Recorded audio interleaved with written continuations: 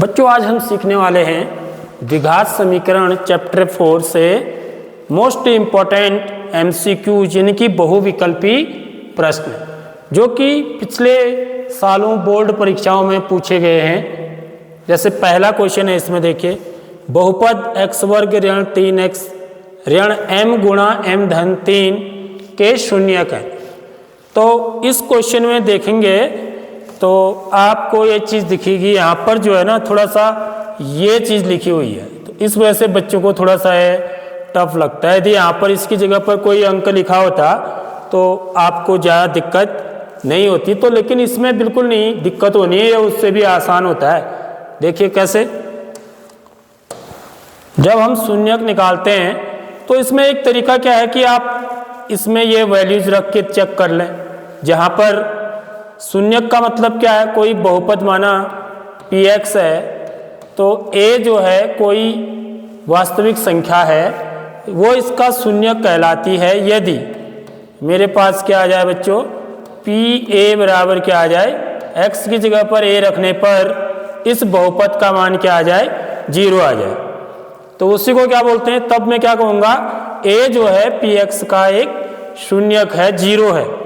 ठीक है, तो एक तरीका है कि चेक करके देखें, दूसरा तरीका है कि हम शून्य की निकाल लें इसके। ठीक है, तो यहाँ पर क्या है, हमारे पास जो बहुपद दिया हुआ है x वर्ग ऋण 3x ऋण m गुणा m धन 3।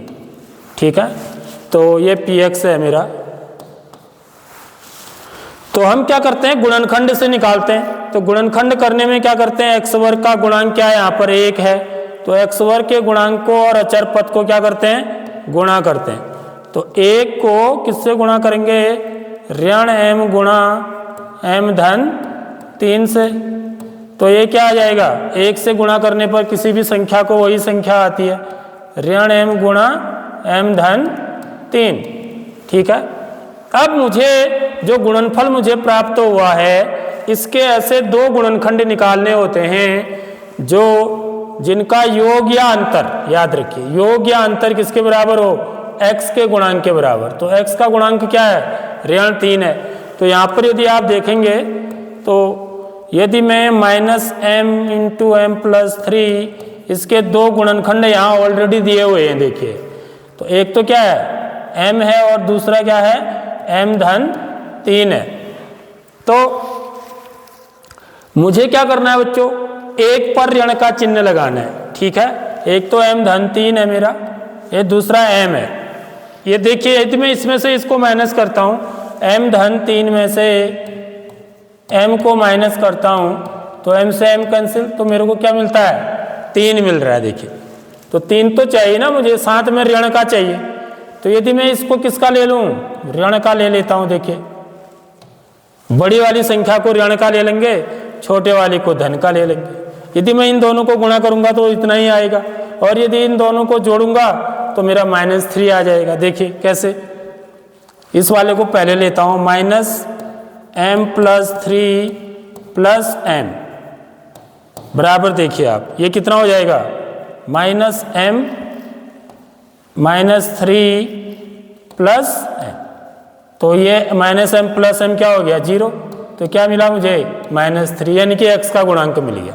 तो ये बात समझ में आई। तो इसके दो गुणनखंड, एक क्या होगा m होगा और दूसरा क्या लेना है, हमको ये माइनस करके लेना है, तभी ये माइनस में आएगा।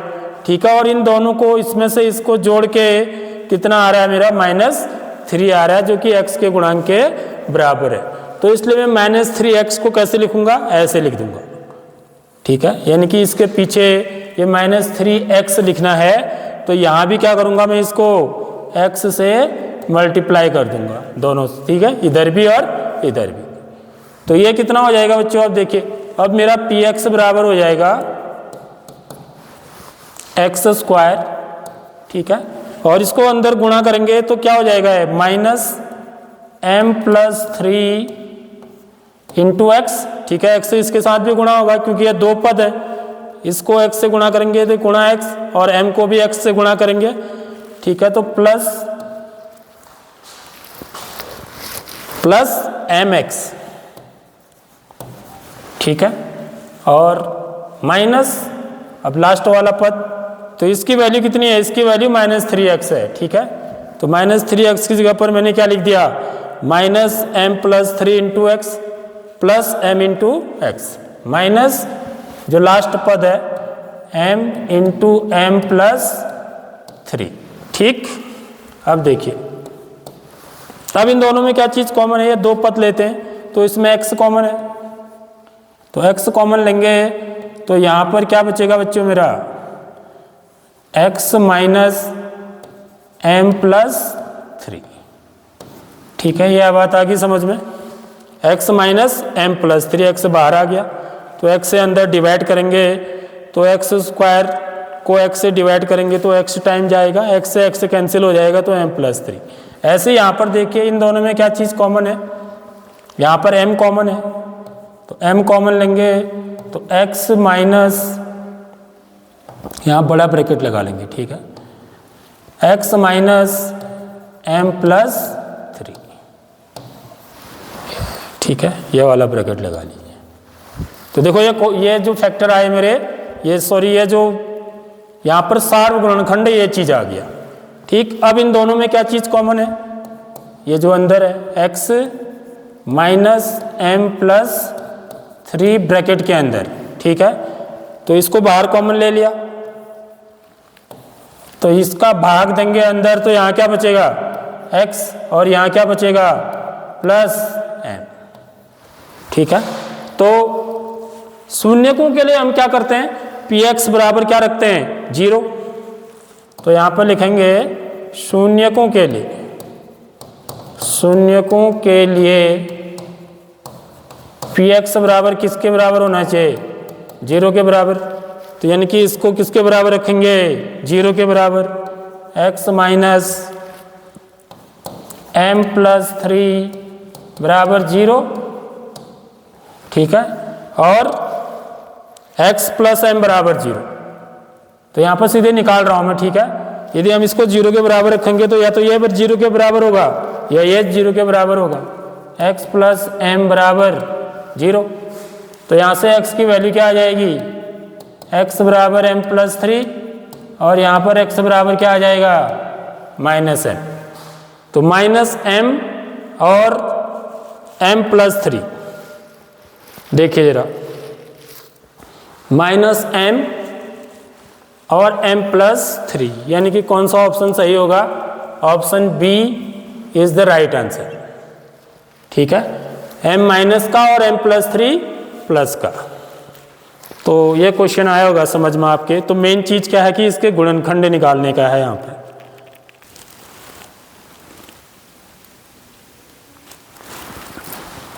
अगला क्वेश्चन देखेंगे, यदि द्विघात समीकरण x वर्ग ऋण kx धन 4 बराबर 0 के मूल समान हो तो k का मान होगा। देखो बहुत ही इंपॉर्टेंट क्वेश्चन है बच्चों।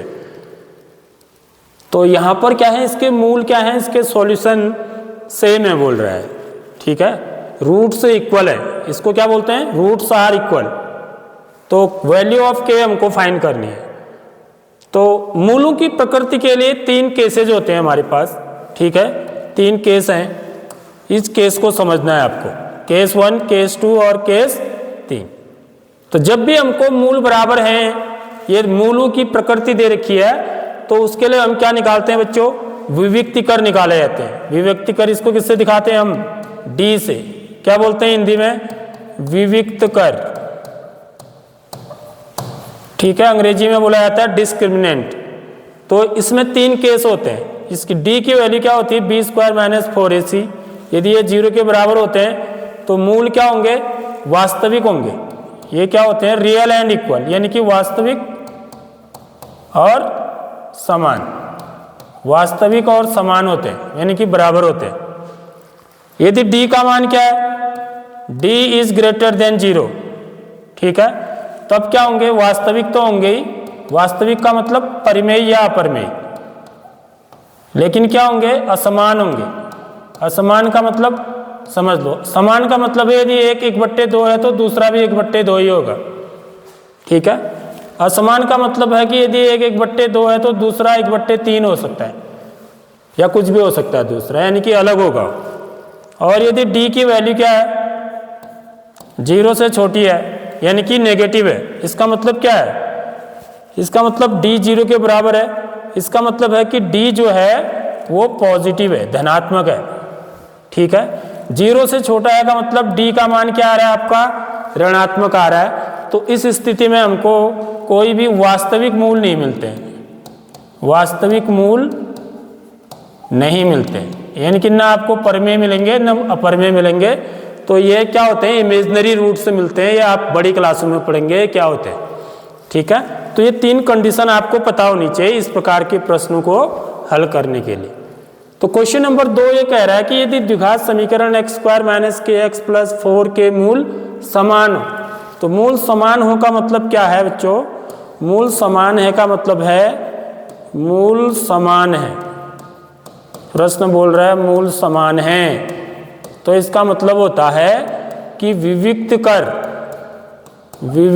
कर जो d है वो किसके बराबर होना चाहिए? 0 के बराबर होना चाहिए। ठीक है, तो कभी भी हम जो d की वैल्यू होती है, जो हमारी व्यापक द्विघात समीकरण होती है, जनरल क्वाड्रेटिक इक्वेशन, वो ax² + bx + c = 0 के फॉर्म में होती है। तो यहाँ पर हम कंपेयर करेंगे तो यहाँ पर x² खाली x² है, तो a का जगह पर क्या है देखिए, तुलना करेंगे तो a की जगह पर आपको क्या मिलेगा? यहाँ पर a बराबर है 1, x वर्ग का गुणांक क्या है? 1 है। b क्या चीज़ है? x का गुणांक। तो b बराबर क्या है? x का गुणांक क्या है? वहाँ देखिए जरा सा, इसको मैं कैसे लिख सकता हूँ? x वर्ग 1 है, कोई भी नहीं है नंबर आगे से, तो 1 है।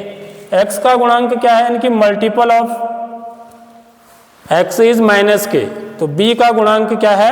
ऋण k है। ठीक है, और c बराबर क्या है? देखिए 4 है। c माने अचर पद, कांस्टेंट टर्म। तो यहाँ पर हम d निकालेंगे तो d की वैल्यू कितनी होती है बच्चों? b² - 4ac। तो यहाँ पर रख देंगे वैल्यू -k का होल स्क्वायर -4 इंटू a की वैल्यू 1 इंटू c का मान 4। तो यह हो जाएगा -k का स्क्वायर क्या हो जाएगा? +k² -16। ठीक है, अब क्योंकि मूल क्या है? समान है, तो ये कंडीशन लगानी है। तो d की वैल्यू क्या होनी चाहिए?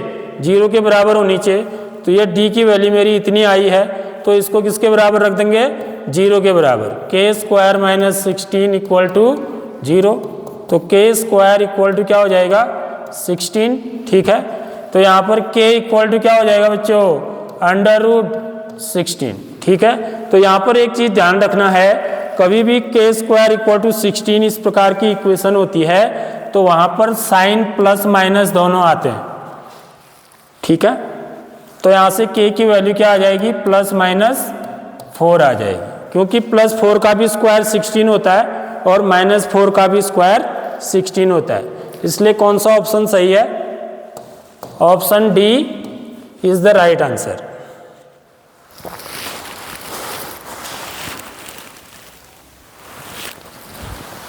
थर्ड क्वेश्चन है, देखिए द्विघात समीकरण 3 वर्गमूल 3x वर्ग धन 10x धन वर्गमूल 3 बराबर 0 का विविक्त कर होगा। विविक्त कर निकालना है इस क्वेश्चन में। तो यहाँ पर भी वही करेंगे, हम क्या करेंगे? जो ax² + bx + c = 0, ये मेरी क्या है? जनरल क्वाड्रेटिक इक्वेशन है, व्यापक द्विघात समीकरण। तो यहाँ पर हम क्या निकालेंगे? विविक्त कर का मतलब d निकालना है आपको। ठीक है, तो डिस्क्रिमिनेंट, तो यहाँ पर a की वैल्यू कितनी है? 3√3, यानी कि x² का गुणांक। ठीक है, कोफिशिएंट ऑफ x², और x का गुणांक b बराबर है 10, और c क्या है? अचर पद, कांस्टेंट टर्म क्या है? √3। इसलिए विविक्त कर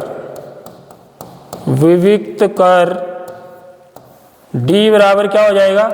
b² - 4ac, ये निकालना है आपको। तो b का स्क्वायर कितना हो गया? b की वैल्यू कितनी है? 10, 10 का वर्ग यानी 4 गुणा a की वैल्यू है 3√3 इंटू c की वैल्यू है √3। ठीक है, तो 10 का वर्ग कितना हो गया? 100 ऋण, देखो ये 4 गुणा 3 कितना हुआ? 12, वर्गमूल 3 गुणा वर्गमूल 3 कितना हुआ?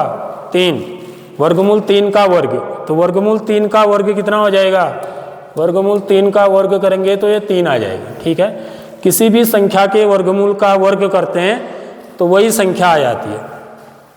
तो ये कितना हो जाएगा 100 ऋण बर्तियन 36, तो 100 में से 36 घटाएंगे, 10 में से 6 गया 4, 9 में से 3 घटाएंगे 6, तो 64 जो है वो राइट आंसर है।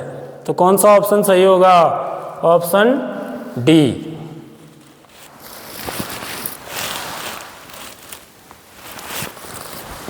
इसी प्रकार का एक चौथा सवाल भी है, देखिए जो पहले बनाया हमने CBSE 2020 में पूछा गया है। क्वेश्चन क्या कह रहा है, यदि द्विघात समीकरण 2x वर्ग धन kx धन 2 के मूल समान है बोल रहा है। तो जहाँ पर भी मूल समान है बोलेगा तो इसका मतलब d की वैल्यू क्या है बच्चों, d की वैल्यू क्या है, 0 है। जो विविक्तिकर है वो 0 है। ठीक है, तो यह 0 रख देंगे विविक्तिकर को। तो यहाँ पर एक a बराबर कितना है 2, b बराबर कितना है k, c बराबर कितना है 2। कैसे आए, ax square plus bx plus c बराबर 0 से तुलना करने पर a क्या है x वर्ग का गुणांक, b क्या है x का गुणांक और c क्या होता है अचर पद। तो यहाँ पर हम d निकालते हैं विविक्तिकर, b स्क्वायर माइनस 4ac, तो ये हो जाएगा k का वर्ग, b की जगह पर k रखेंगे, माइनस 4 इंटू a की जगह पर 2, c की जगह पर भी 2, तो ये हो जाएगा k स्क्वायर माइनस 4 दूनी 8 दूनी 16। ठीक है, तो क्योंकि क्या कह रहा है मूल समान है बोल रहा है, मूल समान हैं, इक्वल रूट्स आर इक्वल, क्योंकि मूल समान है बोल रहा है तो इसलिए क्या हो जाएगा मेरा d बराबर क्या रख दोगे 0 रख दोगे। तो k square minus 16 equal to 0, तो k स्क्वायर इक्वल टू हो जाएगा 16 और k इक्वल टू हो जाएगा प्लस माइनस अंडर रूट 16। ठीक है, तो k की वैल्यू कितनी आ जाएगी बच्चों, k इक्वल टू आ जाएगा प्लस माइनस 4। तो कौन सा ऑप्शन सही है, option B is the right option.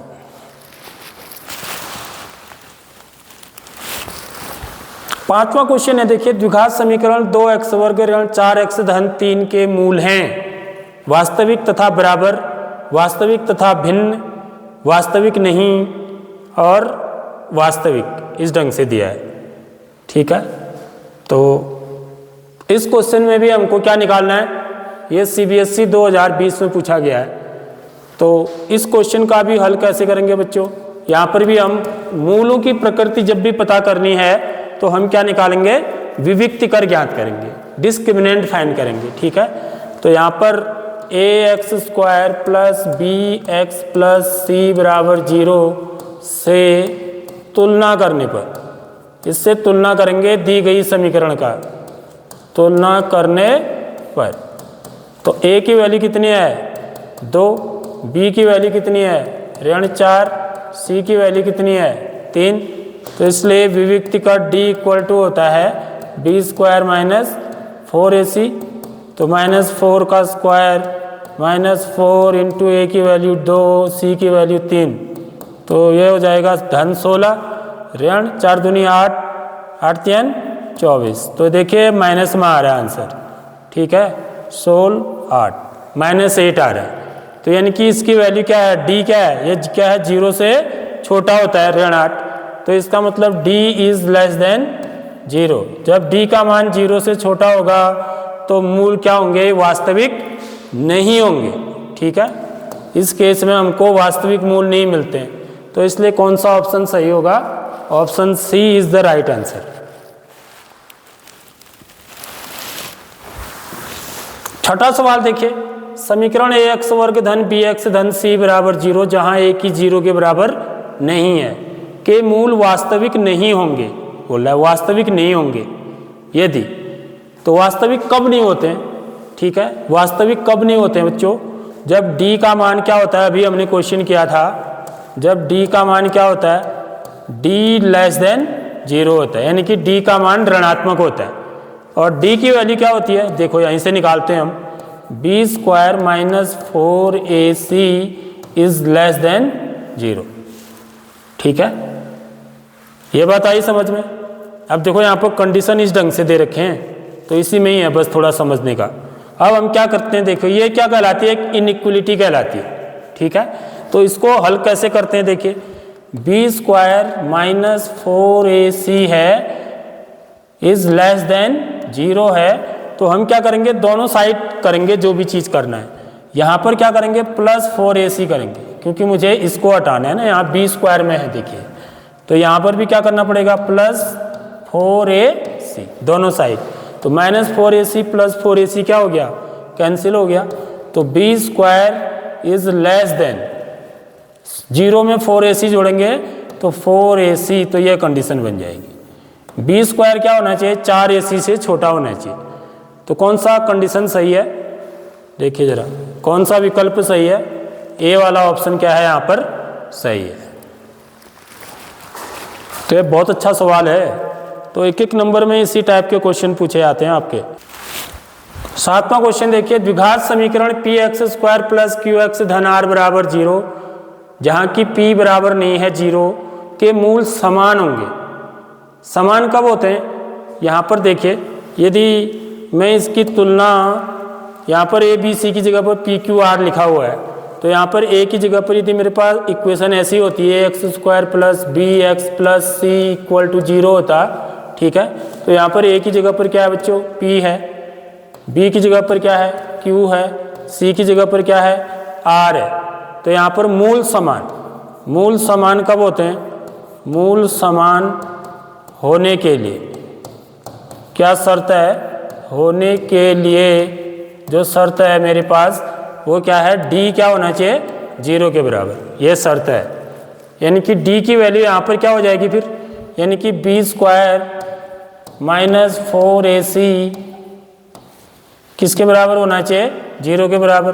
अब यहाँ पर b की वैल्यू रख दो, b की जगह पर क्या है q स्क्वायर माइनस 4 इंटू ए की जगह पर क्या है p गुणा c की जगह पर क्या है r बराबर 0। तो यह हो जाएगा q स्क्वायर माइनस 4pr बराबर 0। तो यह ऑप्शन देखिए ये भी नहीं है, तो इसको 4pr को उस तरफ ले जाएंगे तो q स्क्वायर बराबर 4pr, q स्क्वायर बराबर 4pr। देखिए कौन सा ऑप्शन सही है, ऑप्शन सी जो है वो सही है।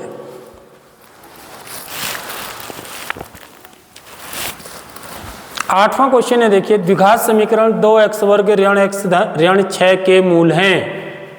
तो इसको दो तरीके से बना सकते हैं हम, ठीक है, या तो गुणनखंड विधि से ही बना सकते हैं या सीधे सूत्र के द्वारा बना सकते हैं। यदि हम गुणनखंड विधि से बनाए हैं तो ये क्या है, 2x वर्ग ऋण x ऋण 6 बराबर 0। तो 2 को ऋण 6 से गुणा करेंगे, ठीक है, तो ये कितना आ गया, ऋण 12। ऋण 12 के ऐसे गुणनखंड, ऋण 12 के गुणनखंड क्या होंगे, 3 गुणा 4, जिनका योग कितना आना चाहिए, ऋण 1 आना चाहिए, ठीक है, क्योंकि x के गुणांक के बराबर आना चाहिए। तो यानी कि हम ऋण चिन्ह किस पर लगाएंगे, बड़ी वाली संख्या पर। बड़ी कौन है, 4 है, ताकि मेरा ऋण 4 धन 3 बराबर कितना आ जाए, ऋण 1 आ जाए, ठीक है। तो मुझे ऋण 1 क्या चाहिए, x चाहिए, तो यहाँ भी x लगा दो, यहाँ भी x लिख दो। तो इसलिए 2x वर्ग ऋण x को क्या लिखूंगा, अब मैं ये लिख दूंगा, ऋण 1x को ऋण 4x धन 3x ऋण 6 बराबर 0, ठीक है, समझ आई बात। तो अब इन दोनों में देखिए 2 के ग्रुप लेंगे, इन दोनों में क्या चीज़ कॉमन है, 2x कॉमन है, तो इस 2x का भाग x वर्ग में कितनी बार गया, x बार, ऋण 2 का भाग 4 में 2 बार, x का भाग x में 1 बार, प्लस ऐसे यहाँ पर क्या चीज़ कॉमन है दोनों में, 3 का भाग 3x में x बार, 3 का भाग ऋण 6 में 2 बार। तो यदि आप ऐसा करते हैं तो आपको ये 2 गुणनखंड सेम मिल जाते हैं। तो यहाँ पर ये दोनों क्या हैं, सार्व गुणनखंड हैं, दोनों में हैं, तो x माइनस 2 को बाहर ले लेंगे। तो ऐसे ही यहाँ पर अंदर भाग दे के यहाँ पर क्या बचेगा, 2x, यहाँ क्या बचेगा 3 बराबर 0। अब इन 2 संख्याओं का गुणनफल 0 के बराबर है, तो 2 संख्याओं का गुणनफल यदि 0 के बराबर है तो इसका मतलब क्या है, या तो ये 0 के बराबर है या तो ये 0 के बराबर है या दोनों 0 के बराबर है। x माइनस 2 इक्वल टू 0 या 2x प्लस 3 इक्वल टू 0। ठीक है, ऐसे किया जाता है। तो यहाँ से x की वैल्यू कितनी आ जाएगी, x बराबर 2 आ गया, और यहाँ से 2x धन 3 बराबर 0, तो 2x बराबर क्या हो जाएगा, ऋण 3, x बराबर आ गया ऋण 3/2। तो दो वैल्यूज आई, एक तो 2 आ गई, एक ऋण 3/2 आ गई, 2 और ऋण 3/2। तो कौन सा ऑप्शन सही है, बी वाला ऑप्शन जो है वो सही है।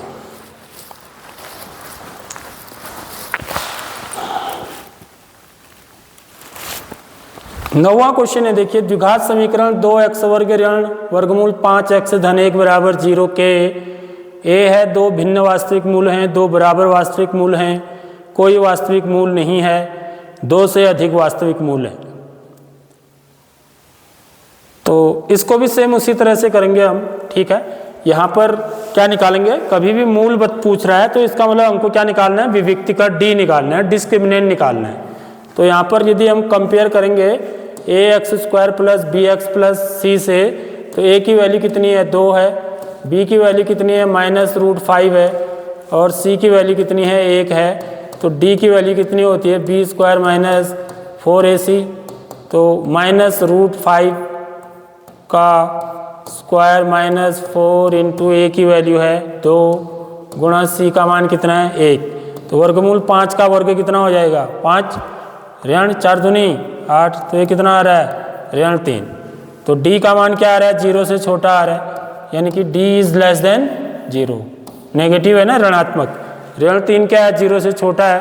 यदि d का मान छोटा आता है तो इसका मतलब कोई भी वास्तविक मूल नहीं है, वास्तविक मूल नहीं मिलेंगे आपको। तो इसलिए ऑप्शन सी क्या होगा, वो सही उत्तर होगा।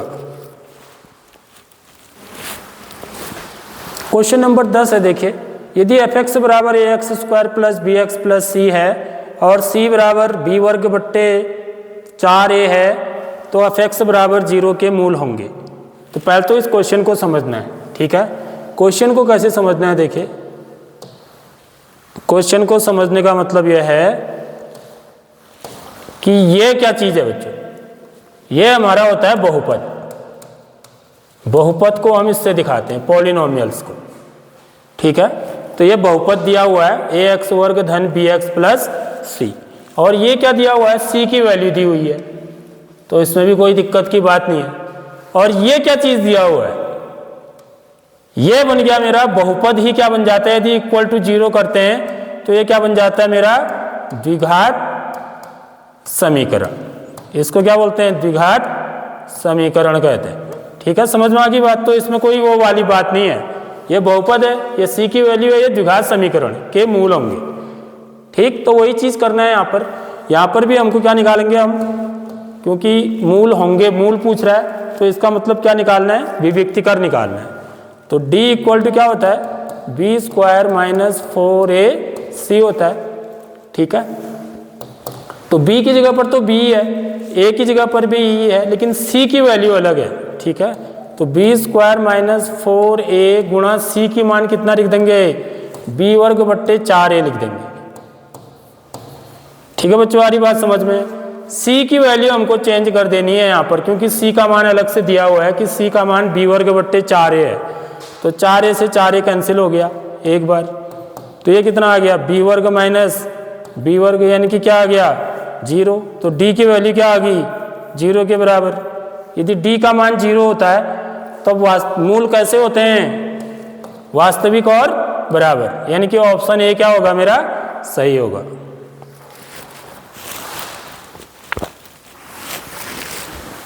ग्यारहवां क्वेश्चन है, देखिए द्विघात समीकरण x वर्ग माइनस 0.04 बराबर 0 के मूल है।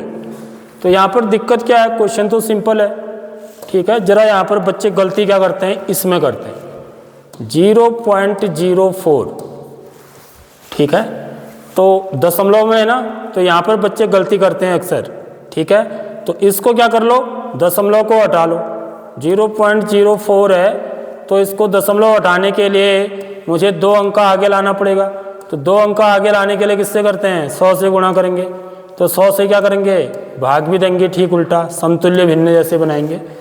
तो ये कितना हो जाएगा, 4 हो जाएगा, ऊपर 0.4 के इधर आ जाएगा बट्टे 100, ठीक है। तो ये बन जाएगा, एक्चुअली में ये है। तो इसलिए x वर्ग माइनस 0.04 बराबर 0 ये इक्वेशन है। तो इसको क्या लिखेंगे हम, x वर्ग माइनस 4 बट्टे 100 बराबर 0। तो x वर्ग ऋण 4 किसका वर्ग है बच्चों, 2 का। 100 किसका वर्ग होता है, 10 का। 2 बट्टे 10 का वर्ग बराबर 0। अब ये क्या हो जाएगा, x वर्ग 2 बट्टे 10 की वैल्यू कितनी होती है, 0.2 का स्क्वायर, ठीक है। अब यहाँ से क्या लगाएंगे हम, यहाँ से हम सर्व समीकरण लगाएंगे। कौन सी वाली, a square minus b square equal to a plus b into a minus b, ठीक है। तो ये वाली सर्व समीकरण लगाएंगे तो ये क्या आ जाएगी, इसके जो गुणनखंड होंगे वो क्या हो जाएंगे, x plus 0.2 into X minus 0.2 that is equal to 0। तो यहाँ से x प्लस 0.2 इक्वल टू 0 या x माइनस 0.2 इक्वल टू 0। तो यहाँ पर से क्या आ गया, x की वैल्यू क्या आ जाएगी, माइनस 0.2, या यहाँ से क्या आ जाएगी, x की वैल्यू 0.2। तो यहाँ पर एक तो माइनस 0.2 एक प्लस 0.2, यानी कि प्लस माइनस, इसी को हम क्या लिखेंगे, प्लस माइनस 0.2 भी कह सकते हैं, ठीक है।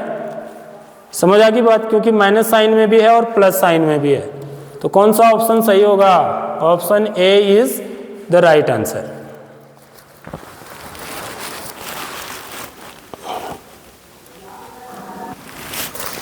अब बच्चों एक सवाल इस टाइप का भी बड़ा इंपॉर्टेंट है, ये भी पूछे गए कई बार। निम्नलिखित में से कौन सा द्विघात समीकरण है। तो इसमें 4 समीकरण दिए होंगे आपको, उनमें से आपको बताना है कि कौन सा द्विघात समीकरण है। तो इसमें तो खैर क्लियर ही दिख रहा है कि ये तो द्विघात समीकरण है ही है, ठीक है। ये द्विघात समीकरण नहीं है, क्योंकि यहाँ पर देखिए एक्स स्क्वायर यहाँ भी है, एक्स स्क्वायर इधर से भी है, तो ये कैंसिल हो जाएगा, तो ये द्विघात समीकरण नहीं रह जाएगा। और यहाँ पर तो x कहाँ है, ये डिनोमिनेटर में है, ठीक है। तो यदि मैं इसको एलसीएम लेके लूँगा तो ये x की घात 3 में कन्वर्ट हो जाएगा, देखिए। तो x वर्ग बराबर x माइनस 1/x है, तो इसका एलसीएम लेंगे तो x वर्ग बराबर एलसीएम क्या हो जाएगा, x। तो ये हो जाएगा x स्क्वायर माइनस 1, इस x को इधर ले आएंगे तो x की power x into X square x की power 3 equal to X square minus 1। तो ये हो जाएगा x की घात 3 ऋण एक्स स्क्वायर धन 1 बराबर 0, यानी कि ये त्रिघात समीकरण हो गया। तो ये भी द्विघात समीकरण नहीं है, ठीक है, यह भी नहीं है। और ये वाला देखिए यहाँ पर, यदि हम इस क्वेश्चन को पार्ट को देखें, ये वाले पार्ट को, ए वाले पार्ट को देखेंगे तो इसको यदि आप खोलोगे तो कितना आ जाएगा, x square minus 2x plus x, ठीक है। तो ये आ जाएगा माइनस 2x प्लस एक्स हो गया माइनस एक्स माइनस 2, ये हो जाएगा। इसको आप गुणा करेंगे तो ये हो जाएगा x square plus 5x minus x, यानी कि प्लस 4x माइनस 5, ठीक है, ये आ जाएगा, ठीक है। तो यहाँ भी एक्स स्क्वायर दोनों साइड आ गया, तो एक्स स्क्वायर कैंसिल हो जाएंगे, तो ये भी द्विघात समीकरण नहीं रह जाएगी, बल्कि रैखिक समीकरण हो जाएगी। तो ये भी द्विघात समीकरण नहीं है, ठीक है। तो कई बार आपको ऐसे गुणा करके देखना पड़ेगा आपको कि कौन सी द्विघात समीकरण है। तो इसमें कौन सा ऑप्शन सही है, सी वाला ऑप्शन सही है। ऐसे ही आप एक क्वेश्चन आप बनाएंगे ऐसे ही, ठीक है। मैं आपको देता हूँ इस क्वेश्चन में कौन द्विघात समीकरण है, यह आपको पता करके मेरे को बताना है, ठीक है। क्वेश्चन नोट कर लीजिए।